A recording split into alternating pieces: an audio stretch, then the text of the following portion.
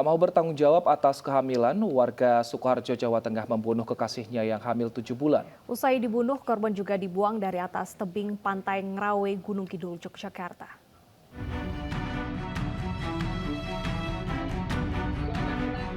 Penemuan mayat tanpa identitas di pantai Ngerawe, Gunung Kidul, Yogyakarta terungkap. Korban dibunuh kekasihnya yang dibantu seorang temannya. Pembunuhan dilatar belakangi pelaku yang tidak mau bertanggung jawab atas kehamilan korban. Dua pelaku pembunuhan yakni ERW 24 tahun dan AA 37 tahun, warga Sukoharjo, Jawa Tengah. Keduanya ditangkap setelah polisi mengungkap identitas korban. Diketahui korban RN 25 tahun, warga Purworejo, Jawa Tengah. Pelaku juga melihat CCTV. Saat itu korban bersama pelaku sempat menikmati makanan dengan mengendarai mobil warna hitam. Dalam penyelidikan, dua pelaku akan membunuh korban di kawasan Gunung Kawi, Jawa Timur, namun gagal. Seminggu kemudian pelaku mengubah lokasi pembunuhan ke wilayah Gunung Kidul di Pantai Kukup. Korban dihabisi dua pelaku dengan cara dibekap dan tubuhnya dibuang dari atas tebing pantai. Keduanya dikenakan pasal 340 dan 338 tentang pembunuhan berencana dengan ancaman hukuman mati.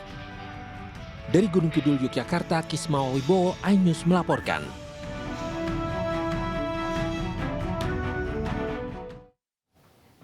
Dan untuk mengetahui bagaimana kasus hukum penemuan mayat tanpa identitas di Pantai Ngerawe, Gunung Kidul yang diduga dibunuh oleh kekasihnya, sudah bergabung bersama iNews Siang AKBP Edi Bagus Sumatri. Beliau merupakan Kapolres Gunung Kidul. Selamat siang, Pak Edi. Selamat siang, Mbak. Baik. Baik, Pak Edi, bagaimana akhirnya pihak kepolisian bisa mengungkap kasus ini dan saat ini sudah sampai di tahap apa penyelidikannya? Sementara dalam tahap penyidikan, Mbak, yang sudah ditetapkan sebagai tersangka. Baik, sampai di penyidikan. Namun untuk kasus ini akhirnya terbongkar seperti apa, Pak? Apa petunjuk yang dipunya polisi? Jadi setelah ada laporan dari masyarakat, jadi kita mengambil langkah-langkah kepolisian yaitu mendatangi TKP. Kemudian yang kedua kita melakukan identifikasi dengan cara menggunakan sidik jari dari korban. Dari sidik jari tersebut kita didapatkan siapa mayat wanita tanpa busana dan tanpa identitas tersebut. Dan kemudian kedua ada petunjuk yang lain. Kebetulan kita mencoba dari saksi-saksi sekitar TKP bahwa korban dan pelaku melakukan makan malam. Apa alasan pelaku ini sampai tega menghabisi nyawa kekasihnya? Jadi alasannya untuk tidak bertanggung jawab dan mau menggugurkan kandungan dari si bayi tersebut. Baik, saat dibuang ke tebing ini atau ke pantai ini, kondisi korban itu masih hidup atau sudah meninggal, Pak? Menurut keterangan dari tersangka bahwa masih hidup. Dan ini sudah dibuktikan dari hasil otopsi, keterangan dari dokter. Sebelum akhirnya ditemukan meninggal, apakah sempat ada laporan dari pihak keluarga bahwa korban ini hilang atau memang sudah langsung dibunuh oleh kekasihnya ditemukan meninggal? Jadi belum ada pencarian dari keluarga karena kejadian ini berlangsung secara cepat. Jadi bergerak dari Solo jam 9 malam, kemudian dilakukan pembunuhan jam 2:30 pagi. Baik, Bapak, berapa total pelaku yang berhasil diamankan kepolisian dan apa saja peran-perannya, Pak? Jadi total pelaku yang diamankan adalah 2 orang, dan peran-perannya adalah merencanakan pembunuhan bersama-sama. Oke, salah satu adalah kekasih korban dan satu lagi statusnya dengan korban apa? Status yang temannya adalah teman.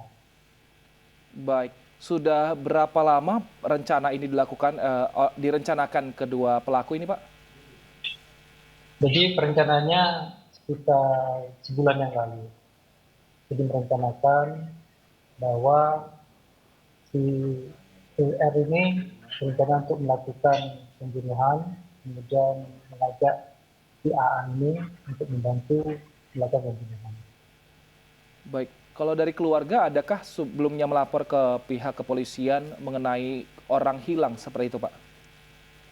Belum ada, karena dari keluarga dan korban setiap hari melakukan komunikasi dengan baik. Baik. Jadi perencanaan.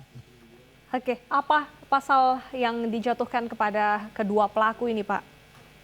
Pasalnya yang dikenakan nanti pasal 340 atau 338 KUHP. Baik, terima kasih AKBP Edi Bagus Sumantri Kapolres Gunung Kidul telah bergabung bersama kami di iNews Siang. Sehat selalu, Pak. Kita ke informasi lainnya pemirsa, gara-gara sengketa warisan, seorang pria di Majalengka, Jawa Barat tega membunuh ayah kandungnya. Selain dengan senjata tajam, pelaku juga menembak korban dengan senapan angin.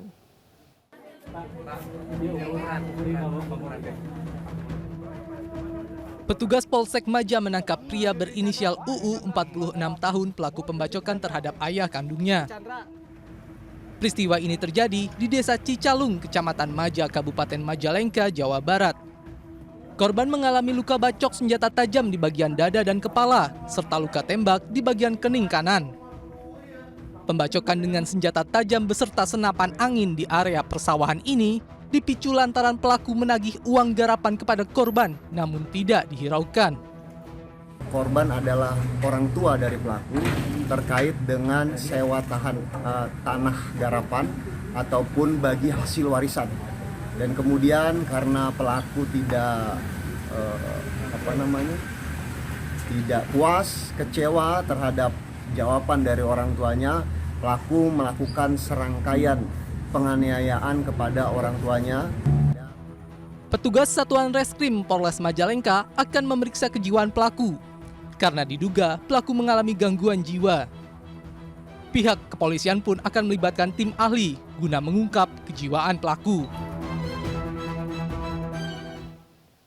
Kita beralih ke informasi lainnya. Polisi menangkap seorang wanita terduga otak pelaku penipuan ratusan mahasiswa IPB.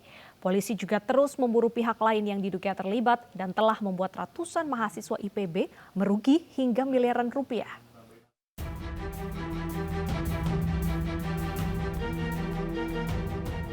Polisi menangkap seorang wanita terduga pelaku penipuan terhadap ratusan mahasiswa Institut Pertanian Bogor. Terduga pelaku berinisial SAN diringkus di kediamannya di kawasan Tegal Gundil, Bogor, Jawa Barat. Kini terduga pelaku masih diperiksa intensif. Polisi juga menduga ada keterlibatan pihak lain yang masih terus diselidiki. Dan yang terduga pelaku dari penipuan yang kemarin sempat viral dengan korban mahasiswa IPB jumlahnya 119 orangan sebagaimana yang dilaporkan di Polres Bogor. Informasinya juga di Polres Bogor Kota juga sudah ada laporannya. Jadi saat ini terhadap yang bersangkutan masih sedang dilakukan pemeriksaan di Satreskrim. Jadi kami masih terus melakukan pendalaman terhadap fakta-fakta hukum terbaru bagaimana hasil pemeriksaan nanti terhadap terduga tersangka. 126 mahasiswa IPB menjadi korban penipuan dengan modus pinjaman online. Kasus berawal saat pelaku menawarkan mahasiswa untuk membeli produk di toko online. Pembelian dengan cara meminjam uang ke aplikasi pinjol dan dijanjikan keuntungan 10%. Namun faktanya, keuntungan itu tidak pernah ada. Ratusan mahasiswa ini justru tertipu hingga miliaran rupiah. Dari Bogor, Jawa Barat, Wilson Hidayat, iNews melaporkan. Pemirsa, heboh jenazah hidup lagi di Bogor, Jawa Barat yang viral beberapa hari lalu ternyata hanya kebohongan. Jenazah yang hidup lagi itu adalah Urip Saputra yang berpura-pura mati demi menghindari tagihan utang dari debt collector.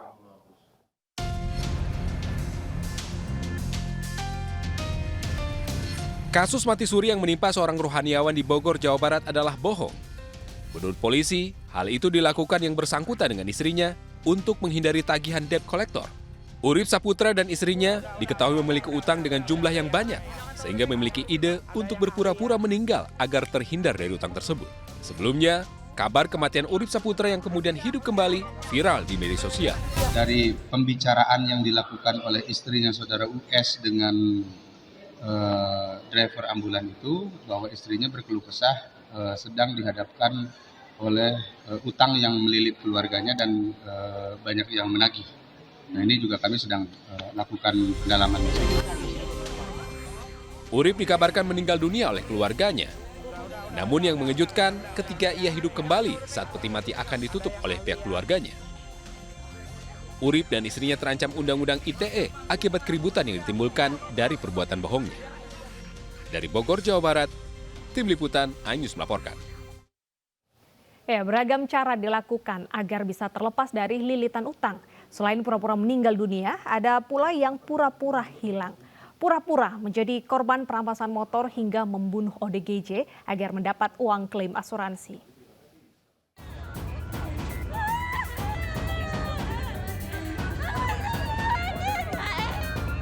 Cara sadis dilakukan sepasang suami istri di Bekalis, Riau agar terbebas dari jeratan utang. Mereka membakar hidup-hidup seorang ODGJ di dalam mobil pickup agar seakan-akan sang suami meninggal dunia akibat kecelakaan. Hal ini dilakukan agar mereka bisa mengklaim uang asuransi untuk membayar utang sebesar 180 juta rupiah. Peristiwa ini bermula dari warga yang menemukan mayat seorang pria yang ada di dalam pickup yang terbakar pada 27 Oktober lalu.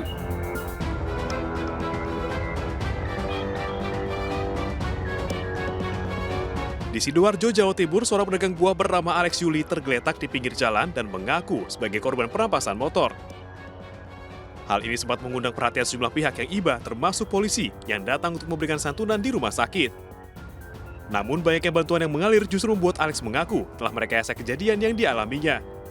Ia sengaja berbohong agar mendapatkan bantuan dana untuk membayar utang ke rentenir. Selain itu, ia takut dimarahi istrinya lantaran telah menggadaikan sepeda motor tersebut. Buat sampean mengaku tuh kenapa, Mas? Ya karena Pak Kapolres ngasih santunan ke saya ngerasa nggak pantas, ngerasa menyesal. Akhirnya saya bilang jujur ke Pak Eri untuk saya mengakui semuanya karena saya terlilit hutang. Jadi saya melakukan semua itu. Tapi sumpah demi Allah, awalnya itu nggak ada untuk sampai ke arah situ. Saya hanya ingin seperti itu supaya saya dibawa pulang, bukan untuk ditolong orang aja. Atas alasan kemanusiaan dan faktor ekonomi, pelaku pun dipulangkan dan dihentikan proses hukumnya.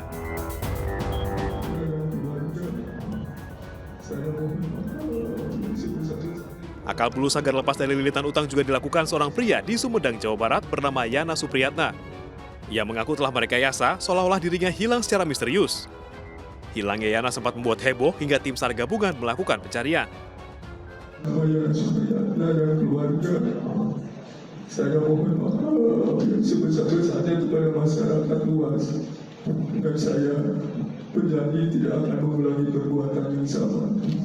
Demikian, permohonan maaf ini saya sampaikan. Yana sebelumnya disebut hilang di Cadas Pangeran. Ia sempat mengirimkan pesan suara ke istrinya seolah-olah sedang kesakitan. Yana akhirnya ditemukan dalam keadaan sehat di Majalengka dan ditetapkan sebagai tersangka penyebaran berita bohong. Pemirsa, kisah Urip Saputra yang meninggal dunia namun hidup lagi ini masih dalam pengembangan pihak kepolisian. Apa yang membuat polisi curiga sejak awal dan bagaimana perkembangannya kasus ini? Kita sudah terhubung bersama Kasih Humas Polres Bogor, Ibtu Desi Triana. Selamat siang, Ibu Desi.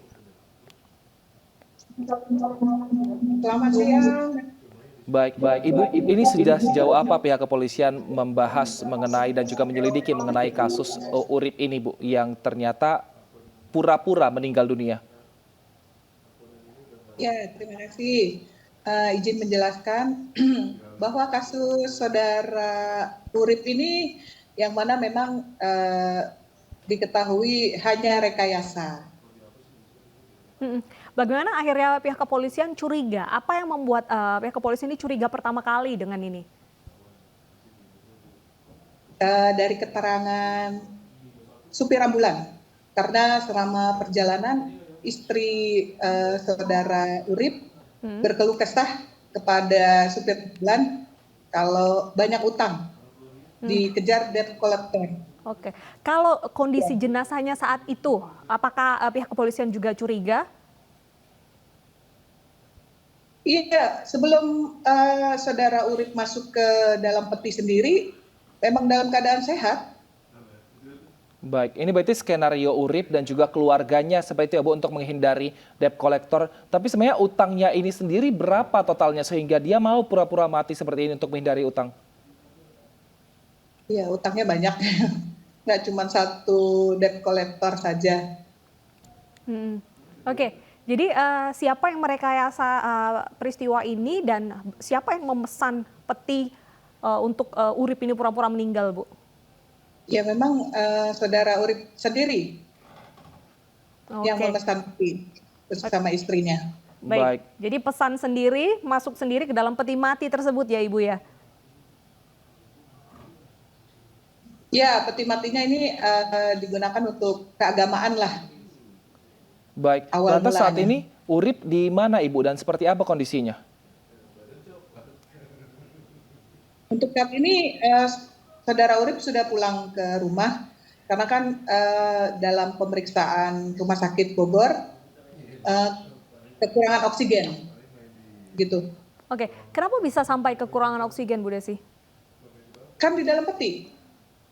Oke, berapa lama Urip ini pura-pura meninggal di dalam peti?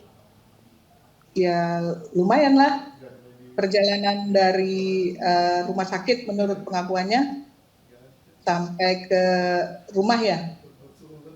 Baik, ini kan sempat viral Bu, ini apakah juga polisi akan memeriksa Urip dan juga apakah ada kemungkinan untuk Urip ini menjadi tersangka dari penyebaran berita bohong? Ya, kebetulan kemarin sudah didatangkan ke rumah sakit dari Satreskrim Polres Bogor ke rumah sakit untuk mengecek dan melihat riwayat dari kesehatannya saudara Urip tersebut. Kemudian dinyatakan sehat, sudah diperbolehkan pulang, akan tetapi masih dalam penyelidikan karena saudara Urip kondisinya masih belum bisa dimintai keterangan yang lebih dalam lagi. Selain kasus hoax, apakah ditemukan unsur pidana lainnya? Masih dalam pengembangan penyelidikan kita.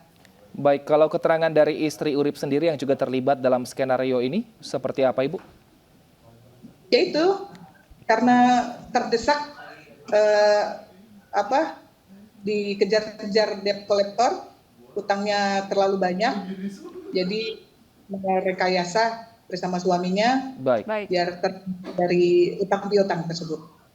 Baik, Ibu, kita ke kasus lainnya yang juga terjadi di Bogor, di mana ini melibatkan ratusan mahasiswa IPB, Ibu. Saat ini seperti apa kasusnya? Apakah sudah menangkap terduga pelaku, Ibu?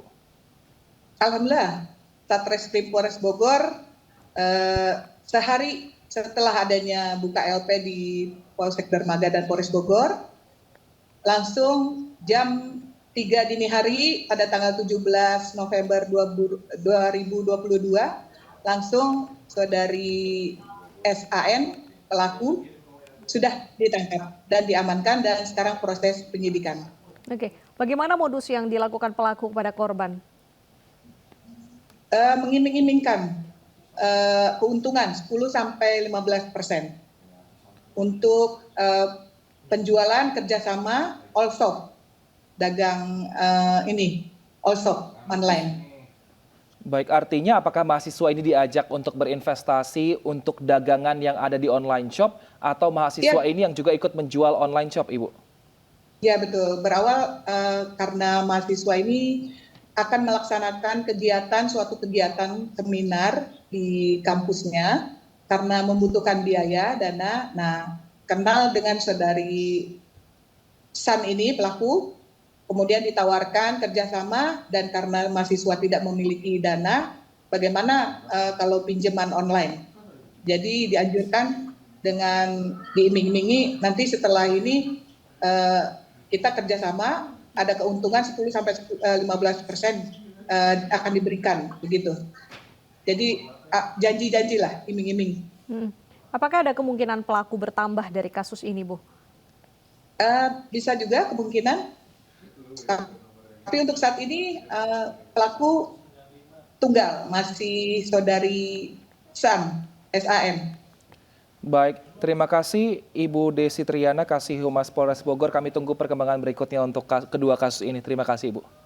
Terima kasih, Mas Wilson. Pemirsa, usai jeda, Ainus Siang akan hadir dengan informasi tuntut kenaikan upah minimum tahun 2023. Masa buruh kembali berunjuk rasa. Tetaplah di Ainus Siang.